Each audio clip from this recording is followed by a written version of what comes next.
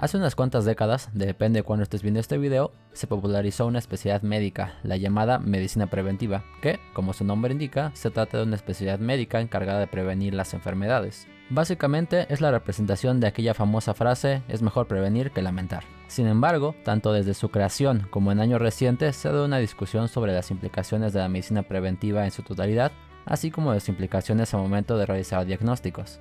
Lo más probable es que si nunca has recibido un diagnóstico de este tipo, no entiendas por qué tanto drama, pues cómo podría ser malo que te diagnostiquen con anticipación una enfermedad, qué podría tener de malo que te den recomendaciones para tener una vida saludable, cuál sería el problema en que te digan que tienes cierta predisposición a X o Y padecimiento. Bueno, resulta que no es tan sencillo como suena. Pensemos en un ejemplo sencillo. Hoy te empezaste a sentir mal.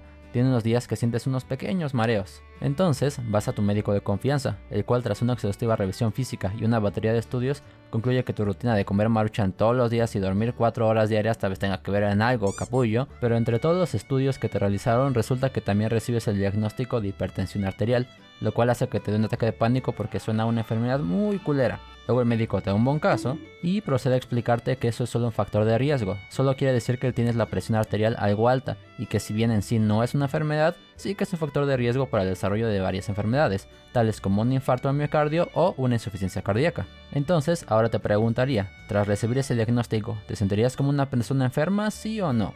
La verdad es que no importa la respuesta que elijas, ya que ambas podrían ser justificables, pues puede que consideres que tener la presión arterial alta puede ser llamado a estar enfermo, pues es un factor de riesgo que te obliga a siempre tener ese número en consideración en todos tus chequeos médicos, así como para medir tu presión cada cierto tiempo en tu casa. No porque esto sea estrictamente necesario, sino porque quieres estar seguro de que ese pequeño dolor de la tarde no fue tu corazón. De la misma manera podrías considerar que realmente no estás enfermo, pues en tu día a día no ves repercusiones de tu hipertensión y de hecho la médico te dijo que no estás enfermo como tal. El único hecho es que actualmente la hipertensión arterial pertenece a un tipo de diagnósticos llamados preenfermedades, donde comparte lugar con otras condiciones como la prediabetes, y si bien la prediabetes es algo menos preocupante que la hipertensión, ambas siguen siendo condiciones que si no se tratan con un cambio de estilo de vida y su respectiva medicación, es muy probable que desencadenen enfermedades realmente graves. Una idea que puede ayudar a entender a los pacientes la situación en la que están cuando reciben este tipo de diagnósticos es introducirles la diferencia entre tener una enfermedad y de hecho estar enfermo, ya que en el primer caso el paciente sabe que tiene una condición de mayor riesgo hacia ciertas enfermedades o condiciones, pero no es algo que afecte su vida cotidiana o su sensación de bienestar, mientras que en el segundo caso el paciente ve afectada directamente su vida cotidiana así como su sensación de bienestar. Dicho de una manera aún más sencilla, hay una enorme diferencia entre tener una enfermedad y padecer una enfermedad, y esto no es un juego de palabras que puede pasar como una mera curiosidad, sino que el hecho de que un paciente no sepa diferencia entre tener una enfermedad, padecer una enfermedad y el que es una preenfermedad causa muchos problemas, tanto como para el paciente como para los servicios de salud públicos y privados. Y te preguntarás por qué esto impacta a los servicios de salud.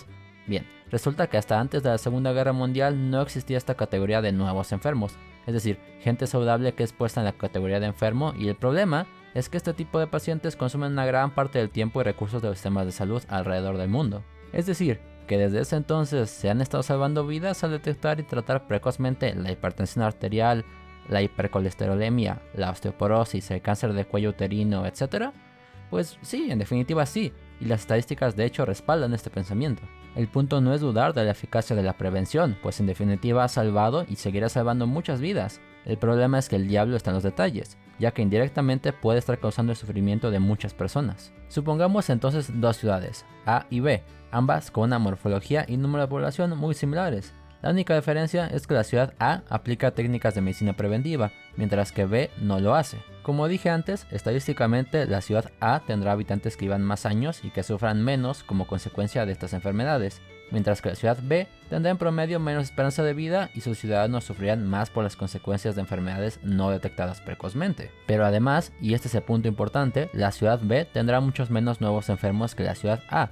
Hablamos de que la ciudad A tendrá muchas más personas que, estando sanas y sintiéndose bien, han ido muchas más veces al médico, han estado sometidos a muchos más estudios, han tenido más angustia por enfermedades que aún no padecen e inclusive puede que tomen muchos más medicamentos. De nuevo, quiero aclarar que no estoy diciendo que la medicina preventiva no sea útil o que no valga la pena, sino que una vez asumida su utilidad hay que ver el otro lado de la moneda y poner en una balanza los recursos que están usando en tratar pacientes que de hecho aún no lo son y los recursos que están dando a pacientes que ya están padeciendo una enfermedad. Y sí, Zeus sabe que lo mejor sería que se tuviera la logística y personal para ambos grupos, pero esa no es la realidad. Es por eso que cada vez más los médicos y los hospitales se verán en la necesidad de decidir qué prioridad deben de tener para cada paciente. Evidentemente, hay ciertos niveles de prevención, ya que inclusive las vacunas pueden verse como medicina preventiva.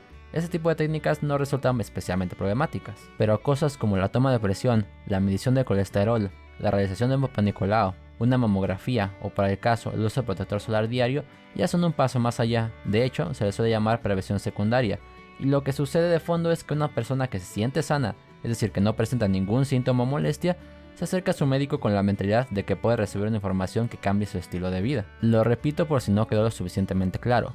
Una persona que se siente sana y no tiene ningún tipo de síntoma se acerca a un médico para que le haga ciertos estudios y busque una enfermedad que puede estar oculta en su cuerpo. Puede que esté, puede que no. Pero aún si se detectara un factor de riesgo no tan grave como la hipertensión, el paciente automáticamente se meterá al grupo de personas enfermas, pues aun si su autopercepción le dice que él no está enfermo, socialmente en su grupo de amigos y familias cercanos, si él revela la información de su enfermedad, entre comillas, la mayoría de las personas lo tendrán en la concepción de una persona enferma. De hecho, siendo más certeros, el hecho de que se detecten precozmente ciertos padecimientos, si bien quiere decir que estadísticamente se tendrá una mejor tasa de supervivencia y menos complicaciones como resultado de la enfermedad, esto es estadístico, no para el paciente que se está preguntando a su médico. Para ser más claros, pensemos en el siguiente ejemplo. El paciente Wen llega con su médico por un dolor al momento de orinar. El médico concluye que es una infección en vías urinarias, nada grave, por ende, le manda la medicación y cuidados correspondientes. Sin embargo, Wen recuerda que un tío suyo murió hace unos años por cáncer en el riñón. Él no le comenta nada a su médico, pero es un pensamiento que mantiene durante unos días. Luego llega un amigo que le dice que a él le detectaron precozmente un cáncer de piel gracias a un estudio preventivo. Ahora viene la pregunta interesante. ¿El médico de Wen está incurriendo en una falta moral al no mandar a su paciente un estudio de orina?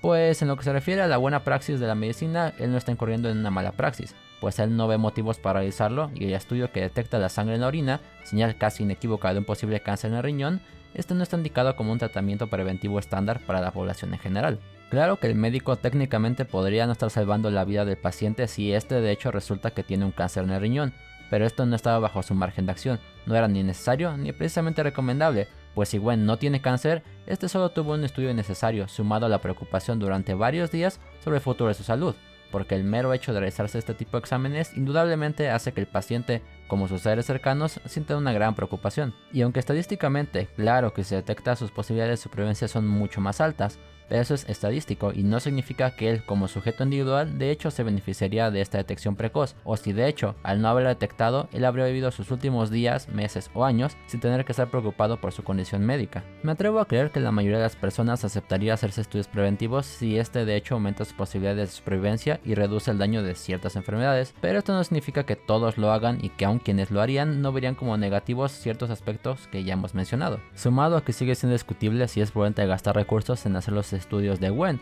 para un cáncer del que parece no haber ninguna señal y que su realización se basa sobre todo en un miedo más o menos infundado, pues en muchos países donde los temas de salud públicos están rebasados desde hace mucho, es legítimo preguntarse quién merece los estudios primero, si Wen o un paciente que de hecho parece tener síntomas o señales claras. No quiero repetirme, pero quiero volver a recalcar que la medicina preventiva es útil y es algo que deberíamos de apoyar activamente. Se salvan más vidas en la prevención de enfermedades que en tratarlas. El filósofo alemán del siglo XIX, Arthur Schopenhauer, tiene una frase que ilustra el dilema ante el que nos encontramos.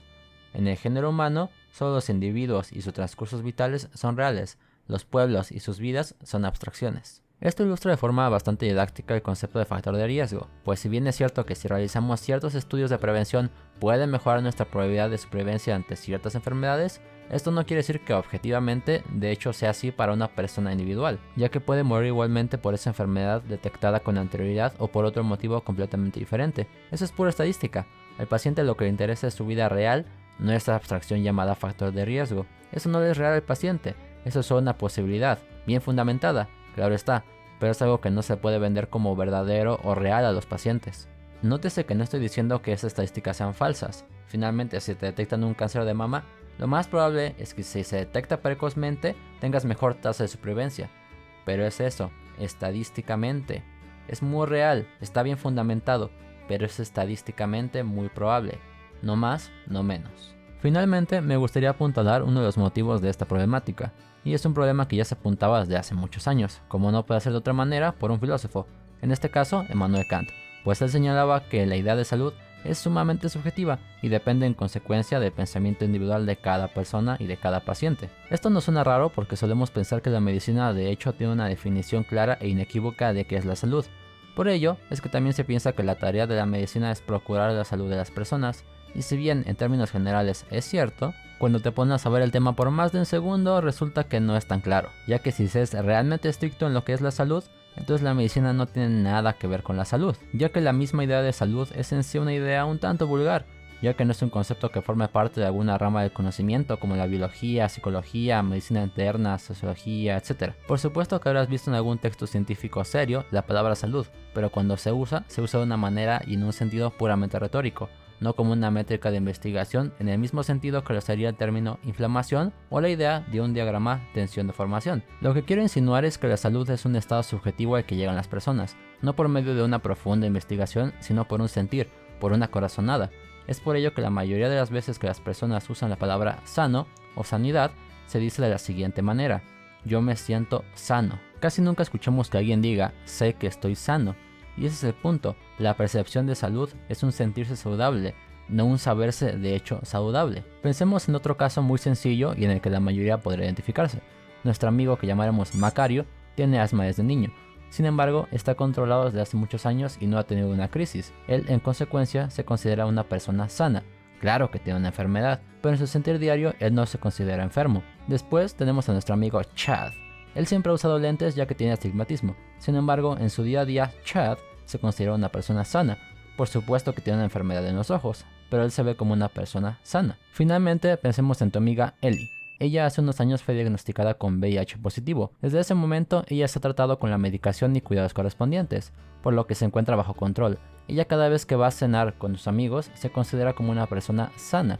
Toma medicina prácticamente todos los días, pero ella se sigue considerando como una persona sana. Supongo que ahora es más claro el problema con querer usar la palabra sano o sana como un criterio estrictamente médico, y a la vez con los ejemplos de antes y sumado a nuestra experiencia vital, sería justo hacernos la pregunta, ¿quién es realmente una persona sana? Si pensáramos que alguien sano es alguien sin ningún tipo de enfermedad o padecimiento, probablemente habría un par de decenas de personas realmente saludables en todo el mundo, pues si tomamos a cualquier persona de la calle y le hacemos una batería de estudios, tendrá entre 3 o 5 cosas mal con salud, pese a que él se encontraba caminando feliz asumiendo que es alguien sano. Toda esta reflexión viene de un miedo un tanto infantil, o mejor dicho de una pregunta un tanto infantil. ¿Acaso ha habido alguien realmente saludable en toda la historia de la humanidad? Muchas gracias por llegar al final de este video, espero que te haya gustado o que mínimo te haya entretenido. Este video se basó principalmente en este texto de aquí, y un poco en este de aquí.